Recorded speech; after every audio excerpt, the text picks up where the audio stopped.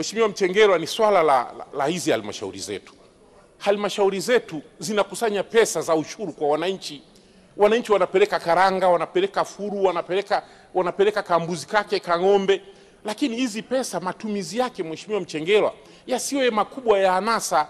Wananchi wanataka madawati kwenye shule za msingi. Inakuwaje halmashauri unaruhusu bajeti zinaletwa hapa za mabilioni, wanafanya mambo makubwa? Kwa nini wasitenge ingalau dawati 1500?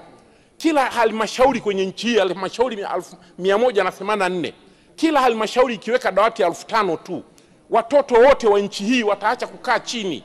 Haiwezekani hili swala la dawati na lenyewe afuatwe Mheshimiwa Rais. Mheshimiwa Mchengerwa, liko ndani ya uwezo wako. Tunakuomba kwenye mahitimisho tuje tuone, kwa sababu dawati moja ni shilingi 60,000 na kuna maeneo ambayo yana mbao kama Mafinga huko wapi haliwezi kufika shilingi 60,000 dawati. Sasa madawati shilingi 60,000, dawati 5,000 ni sawa na milioni 300, ambao watakaa watoto 15,000 mpaka 10,000.